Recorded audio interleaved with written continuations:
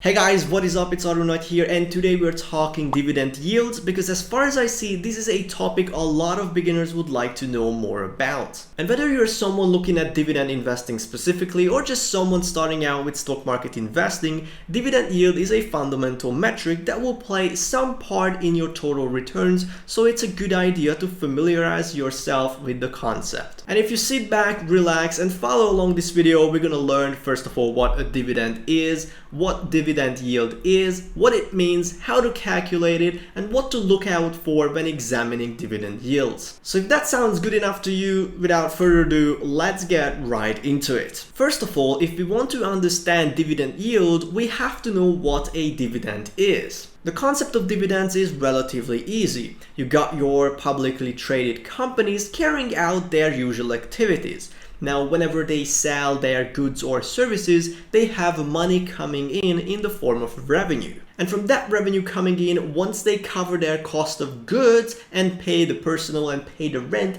they will have some money left that will be their profit. But that profit is the company's. In order for shareholders or owners to see any of that profit, the company has to issue that profit in the form of a dividend. And that's when you get some money from your company. So all in all, dividends are a way to get money out of the company and passing it back to shareholders. So now that we know what a dividend is, did you know that dividend yield is always changing? And there is a very simple reason for that. And once you learn that and how to calculate it, you will be able to avoid a lot of risky investments where you will potentially lose or miss out on a lot of money. The reason why dividend yield is always changing is because it shows you how much of a percentage you get back from the amount you pay right now for a share in 1 year. And to calculate it, you actually just need two very simple numbers. The first is the amount of dividends the company pays.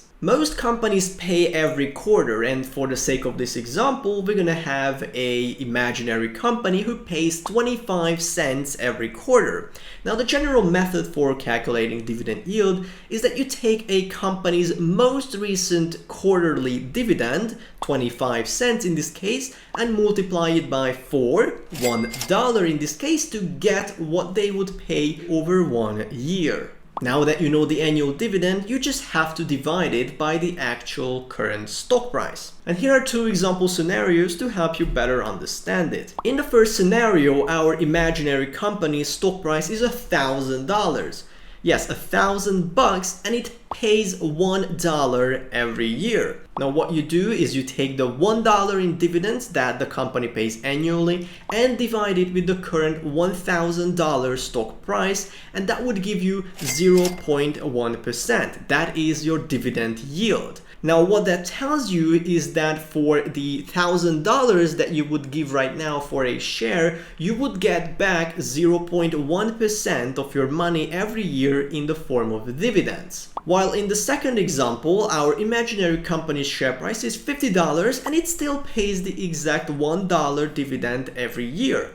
Now what you're gonna do again is take $1 in dividends and divide it by the $50 stock price to get 2%. Now that is a 2% dividend yield, meaning that if you pay $50 for one share right now, you will get back 2% of your money every year in the form of dividends. And if we say that in these two examples, the companies are identically the same and the only difference is the share price.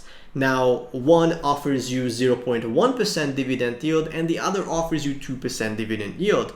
Which one would you choose? I think it's quite obvious that you would go for the 2% dividend yield, because why would you pay $1,000 for $1 in annual income when you could just pay $50 for the same amount of annual income? So that would make us think that the higher the dividend yield, the better it is, right? Well, while that would be a good first intuition, it isn't that easy because, the price always changes and the dividend yield doesn't tell you the full picture. So let's dig a little bit deeper. I think we all understand by now that share prices move up and down, and for the most part they are what makes dividend yields move also. And even though I already told you how dividend yield works, there is a little bit of extra information that I would like to share with you because I think it is very valuable. The reason why you don't take dividend yield percentages for granted and why you would like to look behind them is because they can go up and down for various reasons. If you recall the simple equation that helps you calculate dividend yield, there are two variables that define where dividend yield is going. The first one is dividends and the second one is the share price. So first, let's talk about why a dividend yield would go down and what it means for you. So looking at this equation, a dividend yield would go down over time if the share price increases. Now this is not a bad thing because you're still getting the same amount of dividends every year, but the company behind it got more valuable and they didn't increase their dividends that they pay to keep up with the dividend yield that they are somewhat known for. The other reason why a dividend yield might decrease is a little bit more grim because that would happen if a company decreases, cuts, or even suspends their dividend payment. And as a dividend investor, that is the last thing you would like to experience. So I made a couple videos on the topic. So if you would like to know how to pick companies that won't cut your dividend but instead increase it over time, check out the pop-out banner and the links in the description. I will leave some because if a company resorts to cutting or suspending their dividends, that's usually a very bad sign for investors because the company is not really managing their free cash flow that well. And in that case, the dividends were not sustainable and you shouldn't have invested for the dividends. But if you watch the videos I linked below, you will learn how to check if a company can support its dividend. I don't know why not more people do it. It's really easy. It's still a mystery to me. So be the one who does it. It's cool. Okay, but let's talk about the other side of the coin. That's when dividend yield goes up. Again, there is two reasons for that. The first one is because the dividends paid out in a year increases. That's good news because it shows that the company is doing well and it is confident that it can pay a higher dividend. But let's not forget dividend increases are good news and as such they tend to increase the stock price, which somewhat mitigates the increase in dividend yield. And also there is a way when dividend yield increases for the bad reasons. And that's when the stock price falls. And that's why you want to look behind the dividend yield because dividend yield alone doesn't tell you the full picture. When a stock price starts plummeting, it artificially drives up the yield percentage. So if you're someone new to this, hopefully you aren't by this point in the video, but imagine you're someone who is completely new to investing and doesn't know how dividend yields are calculated and what are the forces behind it. Someone would see a juicy 8, 10, 15% dividend yield, meaning that they would get back 15% of the money they pay for a share in 1 year. That's a crazy good investment, but it might happen that the stock price plummeted, got destroyed, and what once was a $100 share now is worth $15, which obviously shows you that the company is in quite a big trouble and probably you shouldn't just invest for the dividends. That's why I always recommend to look at the bigger picture because again, dividend yield alone and many other metrics alone will not tell you the full story, and that's why I always recommend to dig deeper. And there is one more thing I want to share with you, and that is something you will see a lot in dividend investing groups, and that is what's called a yield trap. Now I have described some of what a yield trap looks like.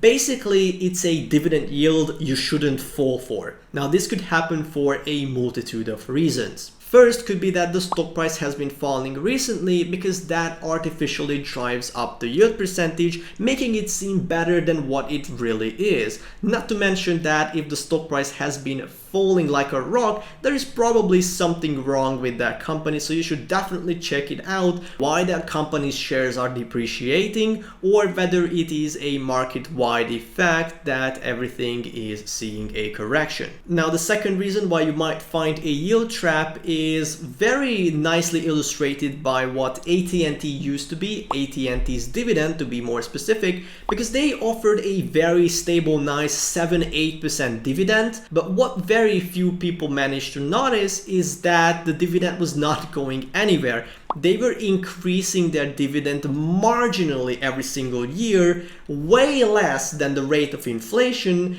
which means that inflation was slowly chipping your money away, and so with years passing, you would actually make less and less money every year. That's why I recommend, if you're looking for dividends, find companies who can increase their dividends every year by at least 3, 4, 5%, so that at least you can keep up with inflation and preserve the purchasing power of your dividend payouts. Now, the third reason that I would call a yield trap is when you have a nice dividend that is also growing, but looking at the full picture, that company still returns you less money in terms of dividends paid to you, and the share price is appreciating. They still return you less money than what the S&P 500 would have returned you if you invested in that. Take a look at this example. They have a nice dividend yield. They pay a great dividend that has been nicely increasing. But if you look at the big picture and compare it to the S&P 500, overall, you still end up with less money compared to just investing in the relatively safe S&P 500 index. Don't forget to check out the videos I linked for you in the description. I hope they will be helpful to you. If you enjoyed this video or found it valuable, please leave a like and consider subscribing. Maybe leave a nice comment. I read and reply to every single comment I get. Also follow me on Instagram and Twitter at Mr. Arthur Knight. And with that being said, that's it for today. I hope you learned something new today. And as always, thank you guys so much for watching, and until next time.